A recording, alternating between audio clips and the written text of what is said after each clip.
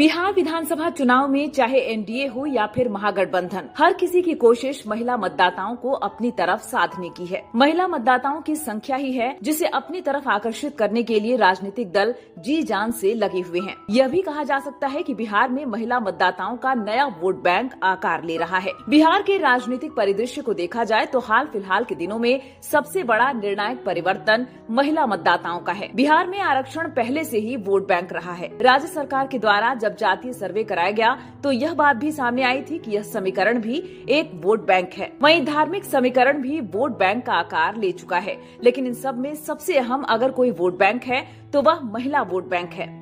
अगर यह कहा जाए कि बिहार में महिला वोट बैंक एक राजनीतिक चेतना है जो बिहार जैसे राज्य में सत्ता की दिशा को तय कर रही है तो शायद गलत नहीं होगा। दरअसल बिहार में राजनीति का मुख्य केंद्र एक जातीय समीकरण रहा है। चाहे नरेंद्र मोदी फैक्टर हो या फिर कोई अन्य जातीय समीकरण, सबकी अपनी अहमियत रही है। हाल के दिनों तक राजनीतिक दल पुरुष मतदाताओं को केंद्र में रखकर अपनी रणनीति को बनाते थे, लेकिन जिस तरह से सियासी परिदृश्य में महिलाओं की एंट्री हुई है, इसने सारे समीकरणों को बदल के रख दिया है। सभी राजनीतिक दल अब महिलाओं को अपनी प्राथमिकता दे रहे हैं। सभी राजनीतिक दलों की सोच यही है कि अगर सत्ता के सिंहासन तक पहुंचना है तो महिलाओं को साधना ही होगा।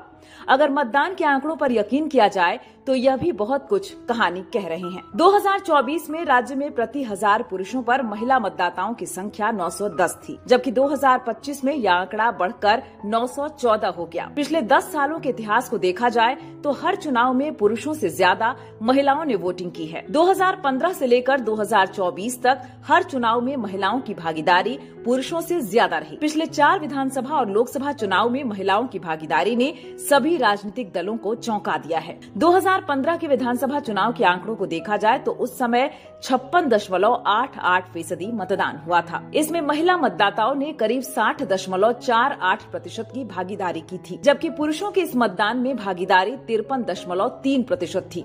इसी प्रकार 2020 के विधानसभा चुनाव में 57.27% वोटिंग हुई थी, जिसमें पुरुषों ने 54.45% मतदान किया था। वहीं महिलाओं की मतदान का प्रतिशत 56.6 था। केवल इतना ही नहीं, पिछले 2 लोकसभा चुनाव के आंकड़ों को अगर देखा जाए तो इनमें भी पुरुषों की तुलना में महिलाओं की भागीदारी ज्यादा रही है। 2019 के लोकसभा चुनाव में राज्य की 40 लोकसभा सीटों पर 57.33% मतदान हुआ था, जिनमें महिला मतदाताओं ने 59.58% मतदान किया था, जबकि पुरुष मतदाताओं का मतदान का प्रतिशत केवल 54.9 था। पिछले कुछ दिनों में सीएम नीतीश कुमार ने बिहार की हर महिला वर्ग के लिए कुछ न कुछ घोषणा की थी।